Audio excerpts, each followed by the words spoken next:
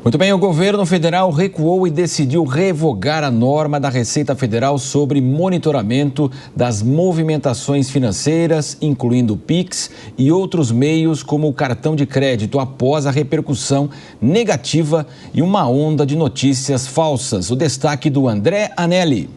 O ato normativo que foi revogado pela Receita Federal previa que instituições financeiras deveriam informar ao fisco movimentações que passassem de R$ 5 mil por mês, no caso de pessoas físicas, e R$ 15 mil para pessoas jurídicas. A exigência valia tanto para o Pix como para outras formas de transferência de recursos.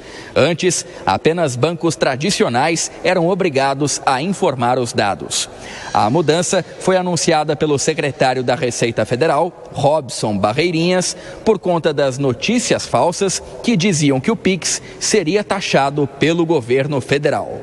Pessoal, nos últimos dias, pessoas inescrupulosas distorceram e manipularam o ato normativo da Receita Federal, prejudicando muita gente no Brasil, milhões de pessoas, causando pânico, principalmente na população mais humilde, desacreditando injustamente um instrumento de pagamento muito importante no dia a dia das pessoas. E por conta dessa continuidade do dano, dessa manipulação desse ato da Receita, eu decidi revogar esse ato. O anúncio foi feito logo após uma reunião da equipe econômica do governo com o presidente Lula aqui no Palácio do Planalto. O ministro da Fazenda, Fernando Haddad, também participou do encontro e afirmou que tentativas de golpes por uma suposta taxa de Pix também motivaram o governo a recuar das novas normas. Haddad criticou parlamentares que teriam divulgado a informação falsa e voltou a garantir que o governo vai buscar punir quem disseminou inverdades sobre o Pix. O estrago causado está feito por esses inescrupulosos, inclusive senador da República e deputado federal, agindo contra o Estado brasileiro, agindo contra o Estado. Essas pessoas vão ter que responder pelo que fizeram, uma coisa séria que a Receita estava fazendo. Inclusive porque quem pode garantir que crimes cibernéticos não sejam cometidos no Brasil entre outros órgãos, a Receita Federal.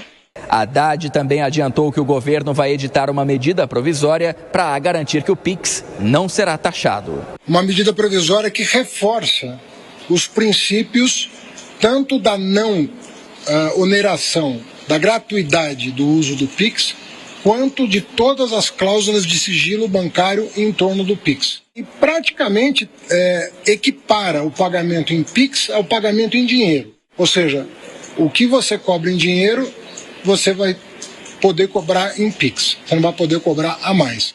Diante das especulações, Haddad fez críticas diretas ao senador Flávio Bolsonaro. As rachadinhas do senador Flávio, elas foram combatidas, as rachadinhas, porque a autoridade identificou uma movimentação absurda nas contas do Flávio Bolsonaro. Agora o Flávio Bolsonaro está reclamando da Receita? Ele não pode reclamar da Receita, ele foi pego pela Receita.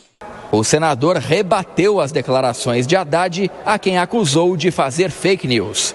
Flávio disse que nunca foi denunciado e é ficha limpa. Por enquanto, volta a valer o que estava em vigor nos últimos 20 anos e vai continuar havendo monitoramento de transações acima de R$ 2 mil por mês. De Brasília, André Anelli. Hora de análise aqui no Jornal da Manhã. A Deise Tiocar está conosco. Deise, você acompanha, portanto, nossa reportagem, né? Hoje os jornais repercutem que o presidente Lula vê sucessão de erros e derrota para a oposição em relação ao Pix. A tentativa, inclusive, de criminalização da oposição, de toda essa questão das ondas de fake news que nós tivemos. Mas, de qualquer forma, também houve, inclusive, um embate entre Sidônio Palmeira, que assumiu a comunicação, o ministro Fernando Haddad, porque ele queria manter a norma, mas diante de toda essa situação, houve essa revisão, o recuo. Deise, qual que é a parte da culpa da oposição e também a parte da culpa justamente da comunicação do governo? Não por acaso hoje a primeira agenda do presidente Lula é com o Sidônio Palmeira. Marcelo, isso sim é um problema de comunicação do governo, né? Isso mostra a importância de uma comunicação eficaz. principalmente por parte das autoridades, quando implementam essas mudanças que afetam diretamente a população, né? Aí a gente tem que lembrar uma coisa também, né? Esse medo que foi gerado na população também vem muito por causa de um governo que é reconhecidamente um governo que arrecada muito e gasta muito. Então, a população já imagina que vai ser tributada porque o governo só pensa em gastar, né? Essa é uma característica desse governo Lula, goste-se ou não, né? Então, essa falta de esclarecimento aliada a esse capital político anterior acaba comprometendo uma percepção pública sobre as intenções governamentais. Aí o governo agora tem que voltar atrás para refazer todo o procedimento e refazer a comunicação, né? Agora, eu reitero meu ponto aqui, a gente falou tanto, teve celebração de 8 de janeiro, tem isso, tem aquilo, mas nunca tem uma iniciativa de fiscalização robusta ou campanhas informativas robustas no combate à fake news, capazes minimamente de esclarecer a sociedade dos objetivos e dos impactos das ações e das medidas propostas pelo governo, né? Então, é tudo muito reativo aqui. O Congresso Nacional deveria encampar esse debate das fake news, o governo deveria propor campanhas informativas robustas e não faz isso, então está sempre correndo atrás depois que o estrago foi feito, mas desse jeito a gente nunca vai conseguir a eficácia de políticas públicas sem comprometer a confiança das pessoas, sem comprometer a confiança dos cidadãos.